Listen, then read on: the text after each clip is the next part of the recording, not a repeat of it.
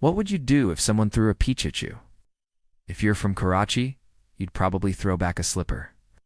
If you're from Lahore, maybe you'd grill it and serve it with kulfi. But if you're Mozi, you send them a plum. It's with love. Yes. This is a fruit market story.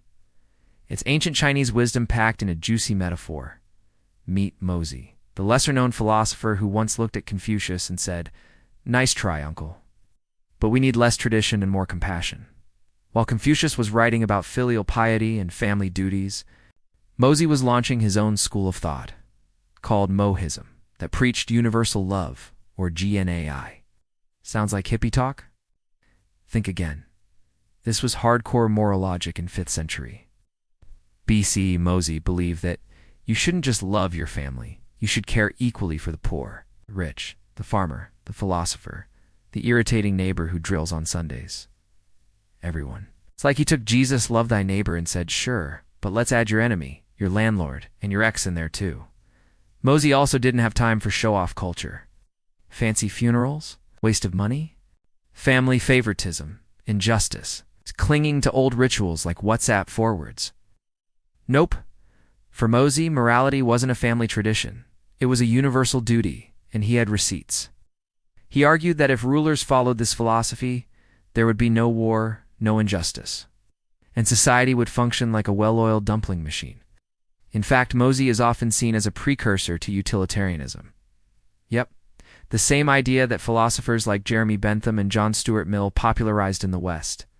Mozi just said it earlier, probably with more kung pao chicken. Even Mao Zedong. Yes, that Mao admired Mozi, calling him a true philosopher of the people because of his humble background. But not everyone loved Mozi. Confucians thought he was too radical. Taoists called him too logical. And legalists, well, they believed humans are evil and need strict laws. Mozi disagreed entirely. In the end, Mohism faded. But the ideas, love impartially, treat people equally, respond to hate with kindness, are still kicking around in modern thought. So next time someone throws shade at you online, don't throw back fire. Channel your inner Mozi and return a plum, or at least a well-typed emoji. Closing upbeat music, if you liked this philosophical fruit salad, hit that like button, subscribe for more brain snacks, and drop A in the comments if you believe the world needs more plums. Until next time, be kind, be curious, and maybe be a little Mozi. This is a slipper. This is a peach. And this is what happens when you throw a peach at someone from Karachi.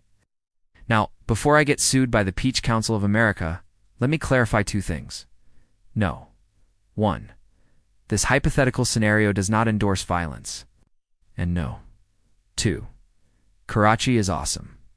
I lived there for 8 years, and all I got was nice memories, hot summers, and severe existential dread.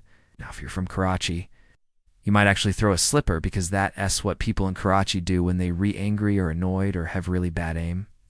On the other hand, if you're from Lahore, you might grill that peach and serve it with some kulfi. But if you're Mozi, you'd probably pluck the fuzz off and send it back to the thrower with a little note that says, "Here's a peach. Please enjoy." That's right. We're talking about another Chinese philosopher today. And if you think you know everything about Chinese philosophy because of a certain Netflix series, think again. Because although Confucius is the OG influencer, there were plenty of other brainiacs roaming ancient China.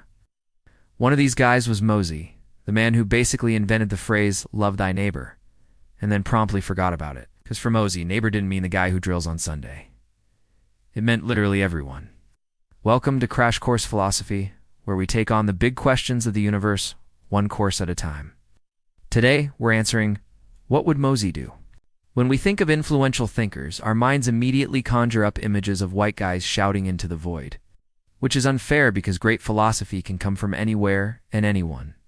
So to celebrate Asian American and Pacific Islander Heritage Month, we're retaking a trip to China to meet one of the most important philosophers you've ever heard of. Although there's not much historical record to go off of, Mozi, the philosopher, is believed to have lived between 470 and 390 BCE in the state of Song during the spring and autumn period. Now, if you're an avid follower of Crash Course World History, you'll know that the spring and autumn period was a pretty tumultuous time in Chinese history.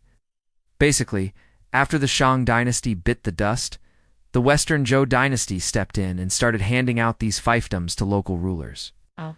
Now, these states were technically under the Zhou's jurisdiction, but really they were just minding their own business, trying to stay afloat in a sea of warring kingdoms.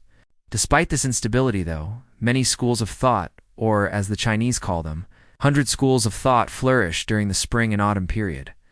Some were dedicated to poetry, others to law or mathematics. But philosophy was its own thing, and it was no walk in the park. See, these philosophers weren't theorizing in a vacuum. They were tackling real problems in the real world, like how to keep order in a society without a king, how to create a good government, and how to live a good life. Our boy Mozi entered the ring around 400 BCE and announced, "You're all doing philosophy wrong." Well, not exactly. He probably said it in classical Chinese, so it would sound something like Ren Yi Ji Shangcheng, Zhuang Zhuang, Zhuang Zhu, Ren Yi. Okay, I made that part up, but you get the point. Mozi founded his own school of thought called Mohism, which was dedicated to one main principle: love, or GNAI in Chinese. Now, before you start Googling, where can I sign up? Let's unpack this. You see, for Mozi, this universal love wasn't like Jesus' love thy neighbor. He wasn't preaching charity or even goodwill. He was advocating impartial concern. Basically, you should care about others as much as yourself. And this applied to everyone, friends and strangers, young and old, rich and poor, men and women, parents and children. And even, yes, your annoying neighbor who drills on Sundays. Why? Because according to Mozi, these distinctions don't matter. At our core, we're all human, and humans deserve to be treated well, period. And yes, that includes your enemies. Mozi famously wrote, "If someone harms you, you help them. If someone wrongs you, you do them good." That sounds nice, but it's actually pretty hardcore. Imagine responding to hatred with kindness. Instead of fighting fire with fire, you douse it with a bucket of plums. In fact, forget buckets. You go full Mozi and give them an entire orchard. But why? Is that even a good idea? Well, according to Mozi, it's not only a good idea, it's the best way to run a society. Mozi believed that these universal principles could bring order to a chaotic world. If rulers and citizens alike embraced love, there would be no more war, no more injustice, and no more poverty. Of course, this utopian vision required some serious buy-in, and not everyone was on board. In fact, no one was on board. But you know what? Mozi didn't care. Kept preaching universal love until he was blue in the face, and we've got the receipts. Mozi didn't just sit around waxing poetic about love.